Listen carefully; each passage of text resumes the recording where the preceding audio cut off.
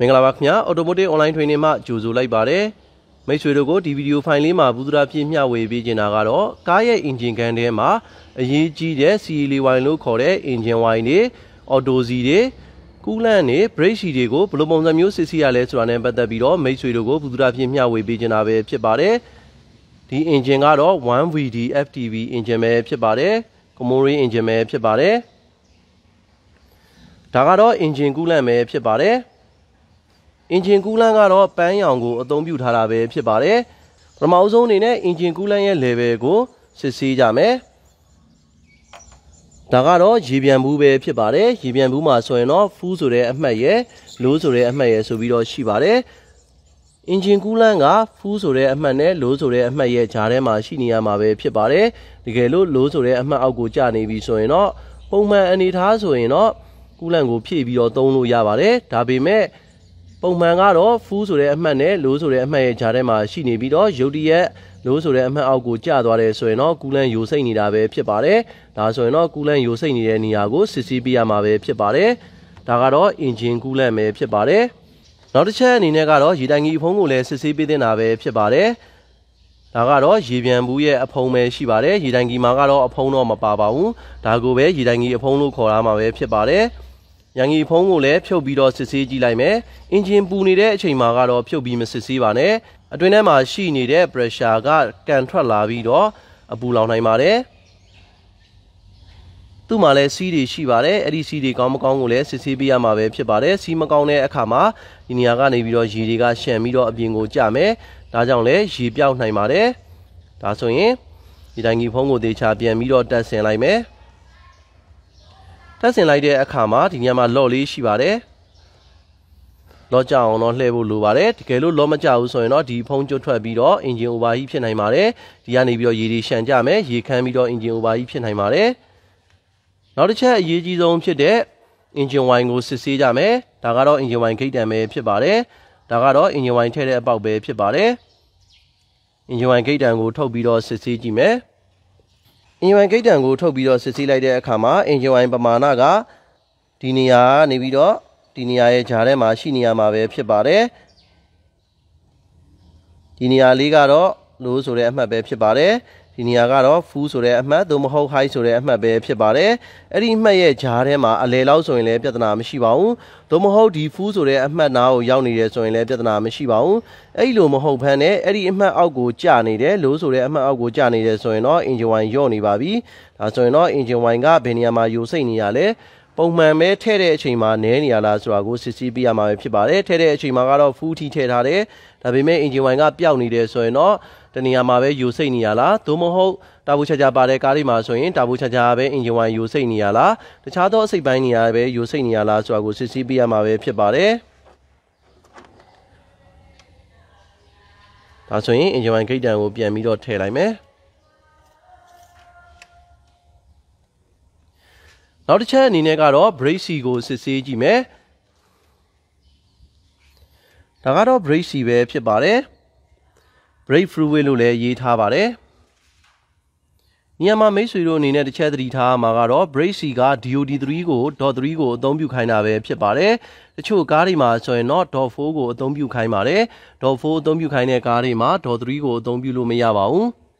brake short တယ်ဆိုတဲ့ပြဿနာတွေကြုံတွေ့နိုင်ပါတယ်brake C မှာဆိုလို့ရှိရင်လည်းဒီနေရာလေးမှာ maximum ဒီနေရာမှာ minimum ဆိုတဲ့အမှတ်ရှိပါတယ်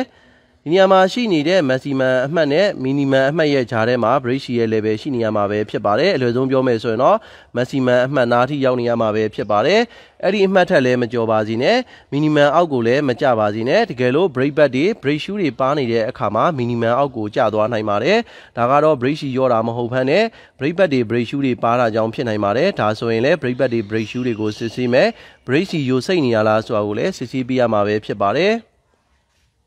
ဒီ engine ကတော့ diesel ဖြစ်ပါတယ် diesel ဖြစ်တဲ့အတွက်ဒါကတော့ diesel filter ပါ diesel filter ကလည်းအသုံးပြုတာကြာသွားတဲ့အခါမှာသို့မဟုတ်စီမတန့်တဲ့အခါမှာ diesel filter ပိတ်နိုင်ပါတယ်ဒါဆိုရင်လည်း diesel filter ဇစ်ကိုသစ်လဲပေးရမှာပဲဖြစ်ပါတယ်အဲ့လိုပိတ်တဲ့အခါမှာကားရဲ့ဒိုင်ခွက်မှာ diesel filter မီးလင်းပါတယ်အဲ့ဒီအခါမှာဆိုလို့ရှိရင်လည်းမိတ်ဆွေတို့အနေနဲ့ diesel filter ကိုအသစ်လဲပေးတင်တာပဲဖြစ်ပါတယ်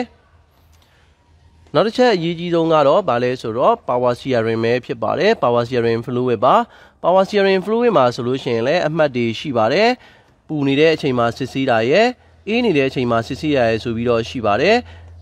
ကားကလုံးဝမနှိုးထားဘူးမနက်ပိုင်းအချိန်ဒီမှာရက်ထားလဲကြာပြီဆိုတဲ့အချိန်ဒီမှာဆိုရင်တော့ power steering fluid ကလည်းအေးနေမှာပဲဖြစ်ပါတယ်အဲ့ဒီအချိန်မှာဆိုရင်တော့သူ့ရဲ့ level က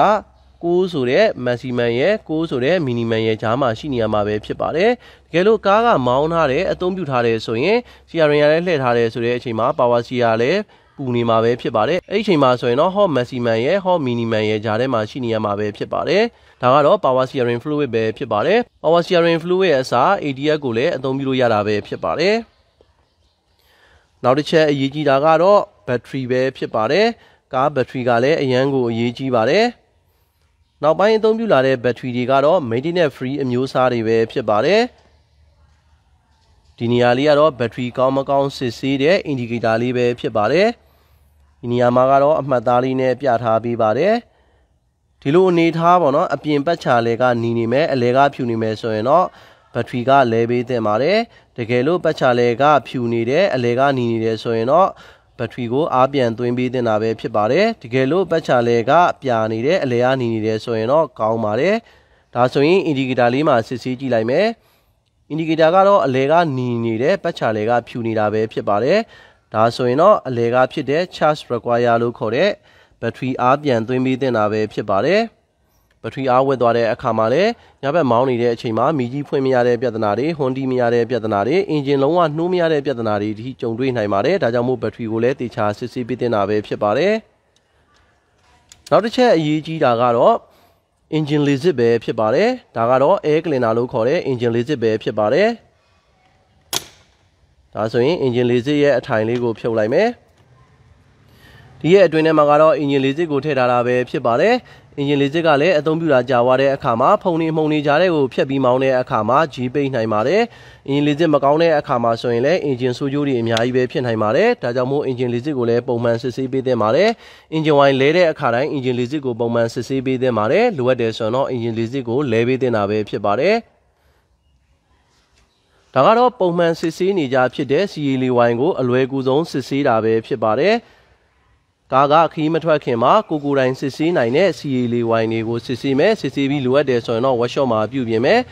ပုံမှန်ကတော့ CA ဝိုင်နဲတဲ့အခါမှာပြဿနာရှိနိုင်ပါတယ်ဥမာအနေနဲ့ engine coolant နဲနေတယ်ဆိုလို့ရှိရင်လည်းယိုစိမ့်နေရလားဆိုတာစစ်ဆေးမယ်လိုအပ်ရင် workshop မှာသွားပြီးတော့စစ်ဆေးမယ်engine wine ဆိုလို့ရှိရင်လည်း engine wine နဲနေရလားယိုစိမ့်မှုရှိနေရလားဆိုတာကိုစစ်ဆေးပေးရမယ်ဒီလိုပုံစံမျိုးနဲ့ engine ခန်းမှာရှိနေတဲ့အရေးကြီးတဲ့အရေးတွေဖြစ်တဲ့ CA ဝိုင်တွေကိုကိုယ်တိုင်စစ်ဆေးနိုင်မှာပဲဖြစ်ပါတယ်ဒီကားကတော့ auto စီ gate တန်ကတော့မတွေ့ပါဘူးထင်တာကတော့ gate ပြောက်ဖြစ်မယ်ထင်ပါတယ် gate ပြောက်တွေဆိုရင်တော့ auto စီကိုတိုင်းတာစစ်ဆေးလို့ရမှာမဟုတ်ပါဘူးသူ့မှာ level net ပါပါတယ်အဲ့ဒီ level net ကနေပြီးတော့မှစစ်ဆေးလို့ရမှာပဲဖြစ်ပါတယ်ဂိတ်တန်ပါတယ်ဆိုရင်တော့ဂိတ်ထုတ်ပြီးတော့အလွယ်တကူစစ်ဆေးလို့ရမှာပဲဖြစ်ပါတယ်မိတ်ဆွေတို့ကိုဒီဗီဒီယိုဖိုင်လေးမှာဘူးသားဖြစ်မျှဝေပေးခဲ့တာကတော့ကားကြီးရဲ့ engine ခန်းမှာစစ်ဆေးတဲ့အရေးနဲ့ပတ်သက်ပြီးတော့မိတ်ဆွေတို့ကိုဘယ်လိုပုံစံမျိုးစစ်ဆေးရလဲဆိုတဲ့ပတ်သက်ပြီးတော့ဘူးသားဖြစ်မျှဝေပေးခဲ့တာပဲဖြစ်ပါတယ်ကျွန်တော်ရဲ့ဗီဒီယိုဖိုင်လေးကိုအဆုံးထိကြည့်ရှုပေးတဲ့အတွက်ကျေးဇူးအများကြီးတင်ပါတယ်ခင်ဗျာ